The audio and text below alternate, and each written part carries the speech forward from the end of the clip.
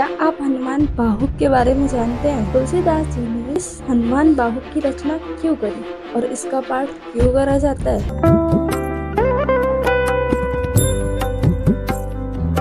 हनुमान बाहुक एक प्राचीन स्रोत है जिसे तुलसीदास जी द्वारा लिखा गया है। इसे हनुमान जी की शक्ति और महिमा का वर्णन करने के लिए माना जाता है। हनुमान बाहुक का पाठ करने से नकारात्मक शक्तियाँ से बचाव होता है, मानसिक शांति मिलती है और शारीरिक पीड़ा से मुक्ति मिलती है। लेकिन तुलसीदास जी ने इस हनुमान बाहुक की रचना क्यों करी? हनुमान बाहुक की रचना तुलसीदास जी द्वारा इसलिए की गई है, जब उनके शरीर में इतनी पीड़ा हो रही थी, तुलसीदास जी ने हनुमान बाहुक की रचना करी और फिर उनकी शारीरिक सारी पीड़ाएं नष्ट हो गई। हनुमान बाहुक का पाठ करने से सिर्फ न केवल शारीरिक पीड़ा नकारात्मकता दूर होती है, बल्कि हनुमान जी की विशेष कृपा भी प्राप्त होती है। ऐसा माना जाता है कि तुलसीदास जी जो हनुमान जी की कृपा से इस स्तोत्र की रचना की और हनुमान जी की कृपा से उन्हें सारी पीड़ाओं से मुक्ति मिल गई। अब बात करते हैं हनुमान बाहुक की शक्ति और महिमा के बारे में। हनुमान बाहुक हनुमान जी की शक्ति और महिमा का वर्णन करता है। इसका पाठ करने से हनुमान जी की कृपा प्राप्त होती है और सभी प्रकार के भय कष्टों से मुक्ति मिलती है। और हनुमान बाहुक के अलग फायदे भी हैं, जैसे कि नकारात्मक शक्तियों से बचाव होता है। जब आप हनुमान बाहुक का पाठ करते हैं तो आपके चारों ओर एक सुरक्षा कवच बन जाता है। और हनुमान बाहुक का पाठ करने से मानसिक शांति मिलती है और इसका पाठ करने से शारीरिक पीड़ाएं भी दूर होती हैं, इनसे मुक्ति मिलती है। शारीरिक पीड़ा मतलब कैसे? धार्मिक मान्यताओं के अनुसार हनुमान बाहुक का पाठ करने से शरीर की समस्त पीड़ाओं से मुक्ति मिलती है, जैसे कि गठिया, वात रोग, सिर दर्द, कंठ रोग, जोड़ों का दर्द आदि। और इसका पाठ करने से धन से